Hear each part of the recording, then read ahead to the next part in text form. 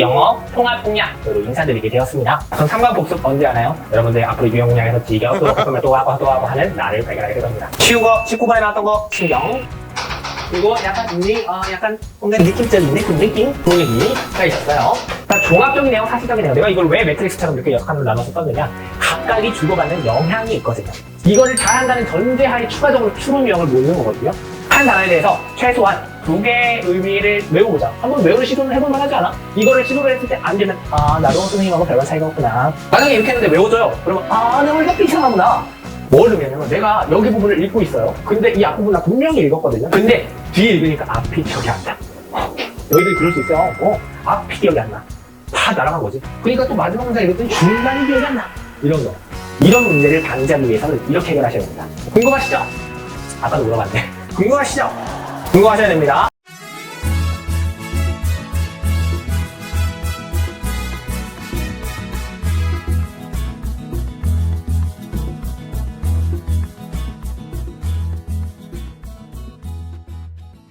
하이 모두들 안녕. 내가 누군지 아니? 여러분 반갑습니다. 상영해주의 이상혁 선생님입니다. 자, 오늘은 여러분과 그래 땡땡땡이게 아니에요. 너희들 잘못 들어온 거 아니에요? 고난도 케이스 볼 건데요. 그에 앞서서 복습 시간. 통합 공략 같은 경우는 3개 강으로 구성되는데 각 강의 1강이 끝나고 나서 2강을 시작할 때부터 1강 복습, 3강 할 때 2강 복습 하도록 할 겁니다. 오케이? 좋습니다. 그럼 3강 복습 언제 하나요? 여러분들 앞으로 유형 공략에서 지겹도록 했던 말 또 하고 하는 나를 발견하게 될 것입니다. 그러니까 제가 그러고 있을 겁니다. 자, 그렇게 자연스럽게 복습이 되는 와중에 6가지 배웠었으니까 그래도 보긴 봐야 될 것 같아서 담아놓았습니다. 빨리 정리하고 넘어가도록 합시다. 자, 글의 종합적이에 있었고요. 글의 사실적이에 있었고요. 글의 추론적이에 있었고요. 내가 지금 말하는데 다 떠올라야 됩니다. 글의 논리적이에 있었고요. 6개인데 그걸 못 외우진 않았죠. 마지막, 아니구나. 2개 남았죠? 마지막 줄, 글의 긴 글에 의해 있었고요. 글의 어법, 어휘 유형이 있었죠. 어법, 어휘 이 정도가 있었습니다. 자, 먼저 종합 공략에서는 종합적 이해에서는 뭐가 있었다? 세분의 형 파악하는 유형이 있었죠. 세분의 형 파악하는 유형은 뭐였죠? 주제 제목 요지 주장 이 있었죠. 그리고 뭐가 있었습니까? 쉬운 거 19번에 나왔던 거 신경, 그리고 약간 뭔가 느낌적인 느낌 분위기가 있었어요. 그 다음에 사실적 이해 같은 경우에는 무엇이 있었습니까? 사실적 이해는 쉬운 것들만 모아놨다라고 보시면 된다고 했죠. 그래서 내용이 맞냐 틀리냐 OX 묻는 거. 근데 OX 묻는 게 도표가 나오는 거, 지문 대신에 도표. 그리고 쓸데없는 거 그냥 누구에 초대합니다. Come on baby 하는 거 실용문. 이런 것들도 있었어요. 그 다음 넘어가서 추론입니다. 추론 같은 경우에는 뭐가 있었습니까? 그렇죠. 지칭, 추론 있었어요. 그리고 연결사, 안 나오는 것부터 써줄게요. 지칭, 추론, 연결사 있었어요. 그리고 빈칸 추론이 있었고요. 더불어서 빈칸하고 내가 갖다 했던 게 뭐예요? 요양문 완성 유형이 있었고요. 마지막 무엇이 있었습니까? 함의 추론이 있었죠. 추론 유형은 이 정도. 그리고 논리적인 건 뭐가 있었어요? 3개 있었습니다. 순서, 가장 대표적인 게 순서. 그리고 무관한 문장. 그리고 세 번째 삽입. 이 정도 유형이 있었어요. 네. 그 다음은 긴 글의 이해 41번, 42번이 나오는 중문과 43번, 44번, 45번이 나오는 장문이 있죠. 그 다음에 어법, 어휘 29, 30번을 장식하는 유형으로서 네모어법과 밑줄어법이 나오고 있다. 그리고 네모어휘와 밑줄어휘가 나오고 있다. 하지만 오늘날엔 이놈 스테이키만 나오고 있다 라고 말했죠. 자, 지금부터 설명해 줄 거는 이겁니다. 자, 종합적인 내용, 사실적인 내용. 내가 이걸 왜 매트릭스처럼 이렇게 6칸으로 나눠서 썼느냐? 각각이 주고받는 영향이 있거든요. 그런 영향, 인플루언서를 볼 거예요. 자, 이 주제 제목 요지 주장은 세분의 형 파악 유형이라고 그랬죠?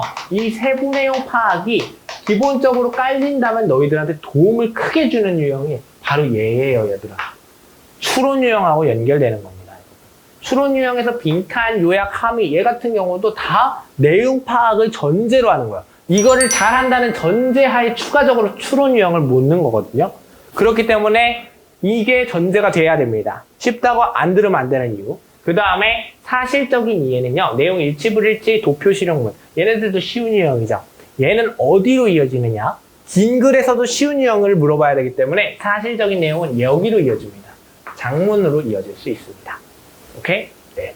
그 다음에 논리적인 거에서 가장 중요한 건 뭐라 그랬어요? 시그널, 도구, 연결사와 대명사 이런 것들이 중요하다 그랬잖아요. 그럼 얘네들은 어디한테 영향을 미칠 수 있을까요? 얘네들은요, 의외로 이것보다 더 상위 호환 같죠? 그러니까 이 유형보다 이게 더 어려워 보이잖아요. 근데 얘네는 여기로 영향을 줍니다. 논리 유형은 여기로 영향을 줄 수 있습니다. 왜냐하면 순서, 무관, 삽입을 찾을 때 가장 빛을 발하는 연결사, 대명사들을 통해서 세분의 유형을 파악할 때 이 연결사가 들어갔구나. however, 역접이 들어갔구나. 이 뒤가 중요하겠구나. 이런 것들을 생각할 수 있는 겁니다. 그리고 얘가 얘를 지칭하고 있구나. 그러면 지칭하고 있으니까 이게 핵심이겠구나. 핵심 대상이 가리키는 대상이 되겠구나. 이런 것들을 찾을 수 있는 거니까. 얘는 얘한테 영향을 주는 거예요. 오케이?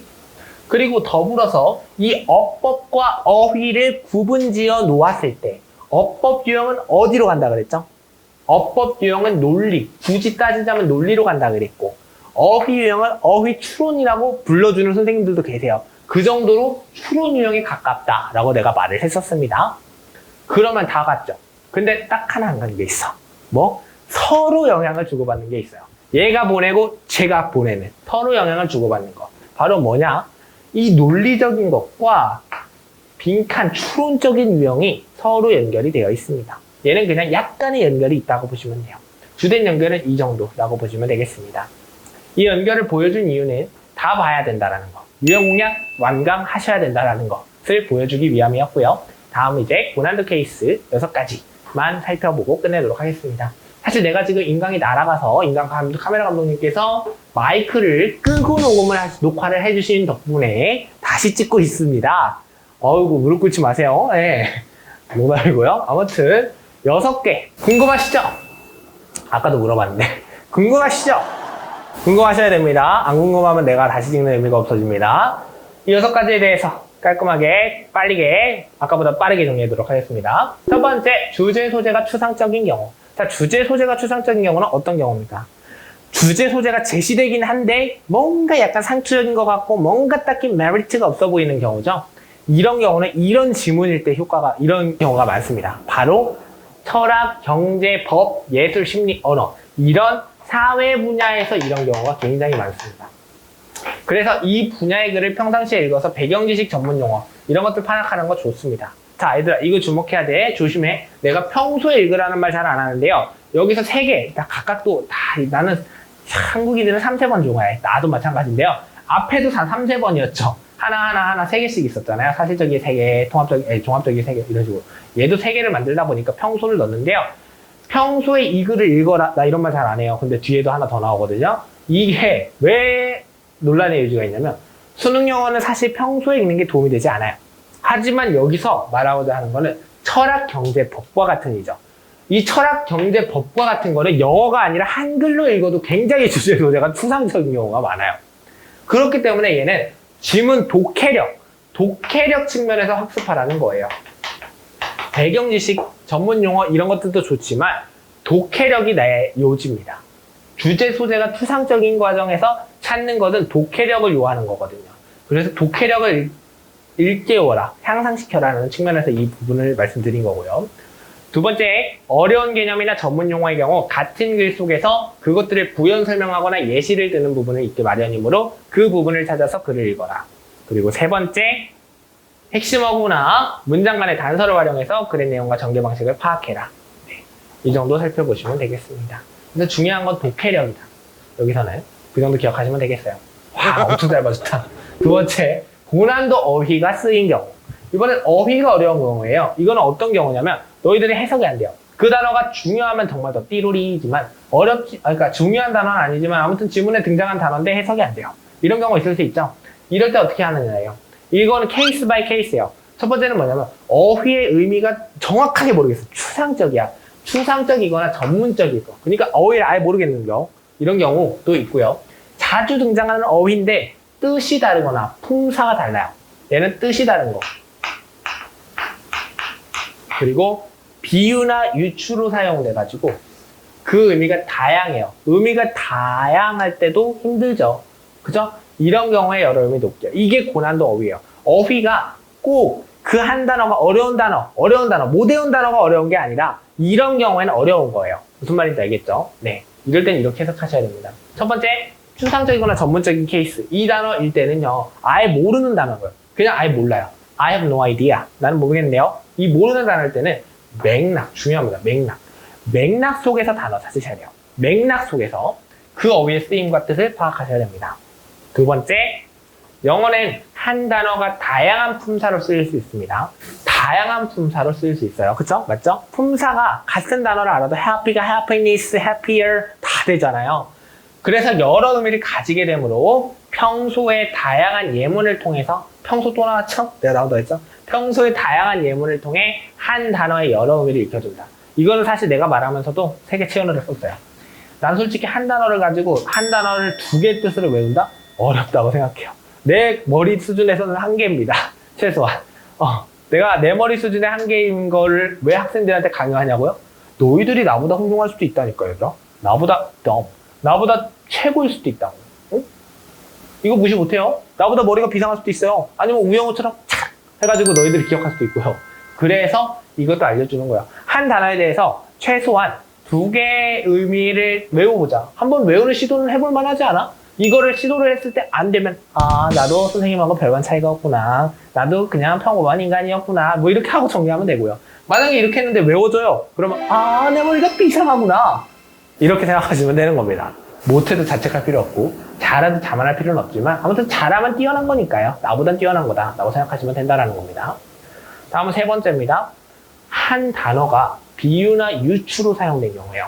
자, 비유나 유추. 뭔가에 대해서 빗대어 표현한 거잖아요. 이때는 뭐에서 찾으면 돼요? 전후 맥락. 뭔가 전후, 앞에서 비유를 따렸구나. 뒷내용을 유추할 수 있잖아요. 그거를 바탕이기 때문에 얘는 맥락이긴 맥락인데 전후 맥락에서 그 의미를 파악할 수 있도록 하셔야 되겠습니다.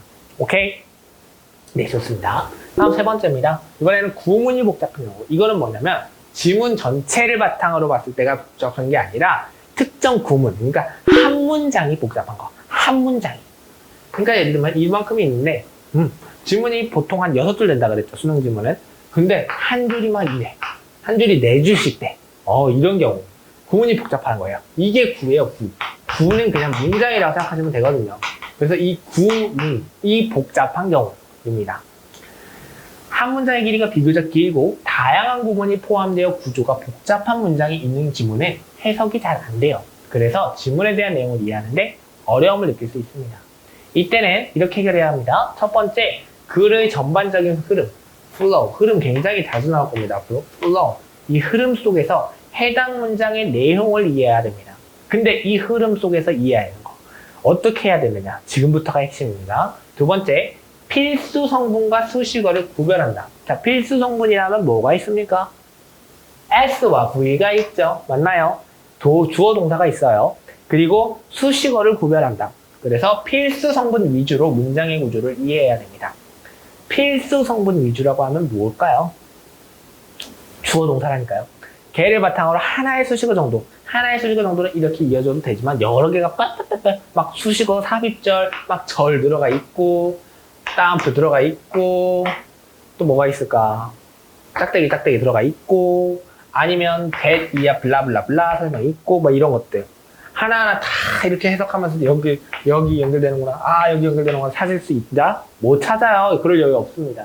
그래서 이럴 때는 구별한다. 굉장히 중요해요. 구별 중요해요.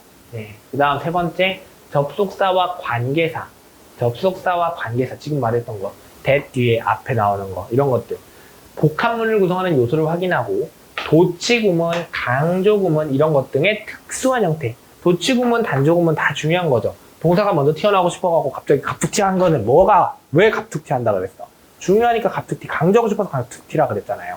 그래서 이거에 유의해야 된다라고 보시면 되겠습니다. 오케이? 구문이 복잡할 경우에는 이러면 되고요. 다음은 네 번째입니다. 지문의 길이가. 아까는 구문의 복잡한 경우, 즉 구문이 긴 경우였어요. 근데 이번에는 지문이 긴 경우, 지문이 복잡한 경우를 얘기하고 싶은 겁니다. 자, 지문이 복잡할 때는 어떻게 해야 되느냐? 지문의 길이가 긴 경우잖아.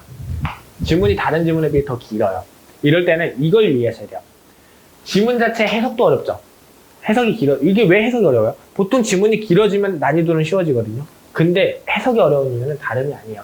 집중을 흐리는 다양한 논점이 제시될 수 있어요. 왜냐면 지문이 짧을 때는 하나의 논점 가지고밖에 못 말하는데 중간에 뭐 대조로서 뒤집어 엎을 수도 있고요. 아니면 안 뒤집었는데 뭔가 약간 사뭇 달라질 수도 있단 말이에요. 그래서 어려움을 느껴요. 글의 중심 찾는 게 어렵거든요. 이럴 땐 중심이 어려워져요. 중심을 find 하기가 어려워요. 이게 더 중요한 거는 뭐냐면 더 어려운 이유는 이거예요. 집중을 흐리는 게 뭘 의미하냐면 내가 여기 부분을 읽고 있어요. 근데 이 앞부분 나 분명히 읽었거든요. 나 분명히 제대로 읽었거든. 근데 뒤 읽으니까 앞이 기억이 안 나. 너희들이 그럴 수 있어요. 앞이 기억이 안 나. 다 날아간 거지. 그러니까 또 마지막 문장 읽었더니 중간이 기억이 안 나. 이런 경우. 이런 문제를 방지하기 위해서는 이렇게 해결하셔야 됩니다. 오케이? 첫 번째, 글의 핵심어나 중심 내용을 찾아서 글의 주제나 요지를 파악한다. 이 핵심어나 중심 문장. 여기서 예를 들면 여기 있구나, 핵심어가. 핵심 문장이 여기구나 하면은 그냥 이 지문을 이 핵심어와 핵심 문장으로 뭉뚱그려서 해석해서 이해를 할 수 있단 말이에요. 그래서 이걸 파악하는 게 중요해요. 그러면 얘를 바탕으로 주제 찾을 수 있고요. 요지를 찾을 수가 있는 겁니다. 오케이? 기억하셔야 돼요. 두 번째, 문장을 읽어나가면서 중심이 되는 문장과 부가적으로 보충 설명해주는 문장을 구별한다. 아까는 뭐와 뭐를 구분해야 된다고 했어. 필수 성분과 수식어를 구분하라 그랬죠. 이번에는 뭐예요? 중심이 되는 문장과 부가적으로 보충 설명을 해주는 문장을 구분지어라 라고 말하고 있는 겁니다. 중심 문장. 딱 봐도 중심, 핵심. 이거는 대부분의 경우, usually, 주로 포괄적인 경우가 많고요. 그 다음에 부가적으로 보충 설명을 해주는 거는 그 포괄적인 게 조금 어려워가지고 구체적으로 여러 예시를 들어주는 경우가 많습니다. 세 번째, 문장과 문장 간의 관계. 얘는 문장이 여러 문장인 거잖아. 아까는 구는요 하나잖아요. 한 줄이에요. 근데 얘는 이것도 고려해야 되는 거예요. 문장이 여러 개잖아. 그래서 문장과 문장 간의 관계를 고려하면서 문단의 전개 방식. 앞에서 나왔던 전개 방식 이제 뒤에서 배울 거예요. 10개를 딱 나눠서 배울 겁니다. 그리고 글 전체 flow, 흐름도 나왔죠. 흐름을 파악하셔야 되겠습니다. 오케이? 기억하시면 되겠습니다. 네, 좋습니다. 다음은 5번째입니다. 매력 있어, 매력이 오지게 있어. 매력 있는 오답이 제시된 경우. 네. 매력 있는 경우. 오답이 매력 있으면 어떻게 해야 될까요? 이런 뜻이에요. 근데 여러분들, 매력적인 오답이 그 문제 유형에 출제되는지 아닌지를 내가 답지를 보기 전까지 어떻게 알아요? 제대로 어떻게 할 것도 아닌데. 예를 들면, 이놈이 매력 있어. 근데 얘가 정답이야. 이럴 때는 어떻게 해요? 매력 있는 거 어떻게 찾아요? 이게 이겁니다. 자, 글을 제대로 읽어서 전체적으로 해석 잘했는데도 불구하고 이거는 글은 그러니까 잘 봤다. 글은 잘 봤다는 전제 하에예요. 선택지가 난도가 높은 단어가 등장할 수도 있고 단어 때문에 어려울 수도 있고 아니면 매력 있는 선택지가 제시되는 경우도 있어요. 이럴 때 어려움이 있는 거잖아. 이럴 때는 여러분들 어떻게 하느냐. 그러니까 이 말을 여기서 해주고 싶은 말은 그냥 너희들 선택지 분석 어떡할래? 그냥 선지 분석하는 방법 알려주려고 고난도 케이스 이렇게 나온 겁니다. 이렇게 해석하시면, 이렇게 해결하면 맞출 수 있어요. 첫 번째, 글의 중심 내용을 정확히 파악해서 지문의 내용과 관련이 없는 선택지부터 제거해요. 자, 이게 말이 굉장히 길죠. 중심 내용을 찾았잖아요. 중심 내용 제대로 읽었으면 파악될 거 아니야? 그랬을 때 관련이 없는 선택지부터 제거한다가 오답 속어예요. 오답 속어 얘들아. 앞으로 계속 말하게 될 거예요. 오답 속어 하라 이겁니다. 그러니까 이거 확실한 정답이 아니잖아요? 지워요. 얘도 아니에요? 지워요. 얘도 지워요. 그렇게 해서 정답을 놓치지 않을 거예요. 해야 되는 거예요. 무슨 말인지 알겠죠? 그러면 2번과 4번이 남았으니까 매력 있는 거가 4번. 그러면 이거 이제 끝이에요? 이제 찍으면 되겠네 라고 생각하면 안 돼요. 정답과 오답의 논리적 근거를 지문에서 찾아서 정답을 추론해요. 이렇게 해서 오답 속어도 하면서 남았잖아요. 근데 봤을 때 내가 보기에 이거는 이제 비율적으로 보는 거예요. 얘는 지문 내용하고 한 40%? 아니다. 너무 작지? 80% 관련이 있어요. 근데 얘는 한 지문하고 40%밖에 관련이 없어요. 이러면 얘도 지문하고 관련이 있긴 있는 거죠. 그죠? 근데 정답이 아닌 일부 요소가 있는 거잖아요. 얘는 정답인 요소만 80%로 구성된 거잖아요. 그러면 어떻게 해? 어쩔 수가 없지. 이 지문에서 찾아 정답을 추론했을 때 이 매력 있는 것과 함께 구분될 수밖에 없어요. 그러면 세 번째, 마지막 단계 고쳐야 되는 거야. 성급하게 정답을 판단하지 마. 그러니까 이건 뭔 소리냐면 내가 제발 하고 싶은 말인데 이 두 개까지 골랐으면 세 개가 아니라는 걸 안 거잖아. 제발 이 타이밍에 제발 찍지 마. 찍지 마. 제발. 찍지 마. 얘들아. 이제 2번, 4번 50%의 확률이구나 정답이. 이렇다고 해서 50%의 확률로 너희들의 정답을 맡기지 마. 이미 1, 2, 3, 4, 5 다 있을 때 20%의 확률이었는데 그거 정리해가지고 50%로 간신히 맞춘 거잖아. 그러면 이제 그 50%를 90%까지는 적어도 끌어올려야지. 해내야지. 안 그래? 그러면 찍으면 안 되지. 이제 그 두 개 제대로 봐야지. 두 개를 바탕으로 지문과 비교를 해가면서 봐야죠. 글의 내용을 끝까지 읽어서 가장 확실한 선택지를 선택해야죠. 이게 바로 뭡니까? 1대1로 지문하고 선택지를 대응시킴으로써 관련도를 보는 거죠. 오케이? 그걸 체크하다 보면 이 선택지 내용이 여기서 좀 뜬금이 없긴 없네 해가지고 걔를 고르지 않고 정답을 딱 고르는 그런 역사가 일어나는 겁니다. 무슨 말인지 알겠죠? 네, 좋습니다. 마지막 6번째 보도록 하겠습니다.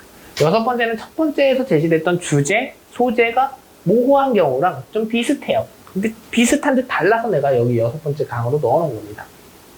어떻게 비슷한 듯 다르느냐? 보시면 설명 들으면 알 거예요. 자, 주제문이 명확하게 제시되지 않는 경우예요. 아까는 주제, 소재가 모호한 경우이기 때문에 제시는 된 겁니다. 네. 근데 얘는 아예 없어요. 아예 없는 경우예요. 이때는 지문을, 자, 수능은 어떻다 그랬어? 이만한 글에서 이만큼만 뽑아서 지문 출제 한다 그랬죠. 그렇기 때문에 이 부분만 했을 때 주제문이 모호할 때 있긴 있는 거잖아. 그러면 좀 힘준 부분이 있는 건데 이 주제문이 제시되지 않는 부분은 그냥 쓸데없는 부분 잘라왔을 가능성이 좀 높아요. 그러다 보니까 주로 추상적인 내용의 글이 제시될 수 있습니다. 그래서 내용 파악에 어려움이 있어요. 이럴 때에는 어떻게 해결하느냐? 바로 이렇게 해결하시면 됩니다. 첫 번째, 글을 지엽적으로 바라보면 안 돼요. 지금 이미 여기서 지엽적으로 글을 한번 나와버린 거잖아. 뭔 소리인지 알아? 그 글 전체를 놓고 봤을 때, 그러니까 수능 출제 지문이 아니라 그 수능 출제 지문에 나온 그 출처 지문의 전체, 그걸 놓고 봤을 때 이만큼이 애초에 지엽적인 거예요. 이미 충분히 지엽적이라고요. 그럴 때는 글을 지엽적으로 바라보면 안 돼요. 이 부분 다 읽어도 지엽이에요, 그 글에. 그렇기 때문에 글 전체, 이 부분이니까 얘를 종합적으로 파악해야 돼요. 오케이? 글의 종합적 이해를 해야 된다고. 오케이? 좋아. 두 번째, 글 전체를 관통하는 필자의 의견. 글 전체를 관통하는. 이번에는 글 전체를 관통해야 돼요. 이 부분이 지엽이니까 이 부분이 다 같은 내용일 거 아니야? 얘를 관통하는 필자의 오피니언, 의견이나 주장을 명확하게 파악해서 글의 요지로 삼는 것도 중요합니다. 그러니까 주제는 못 찾겠지. 근데 아까 1번에서 주제 요지였죠. 요지라도 좀 찾아봐 라고 말하고 있는 겁니다. 다음 세 번째, 문장과 문장 간의 논리적 관계. 지금 얘네들은 다 한 얘기를 여러 개로 쪼개서 할 확률이 높아요. 왜? 추상적인 내용이기 때문에 그러니까 지문 내용이 그냥 이런 식으로 구성된단 말이에요. 그렇기 때문에 논리적 관계를 정확하게 파악해서 글의 흐름을 이해하는 데 있어서 이 문장 간의 논리적 관계를 파악하는 것이 꽤 도움이 될 수 있습니다. 무슨 말인지 알겠죠? 그래서 글의 흐름 파악하시는 거. 여기서도 플로어 나왔죠. 이해하시면 되는 겁니다. 오케이? 좋습니다. 자, 그러면 고난도 케이스 해결 방법도 여기서 마치도록 하겠습니다. 수고 많으셨습니다. 다음에 마지막 강의 3강에서 찾아뵙도록 할게요. 안녕히 계세요, 여러분.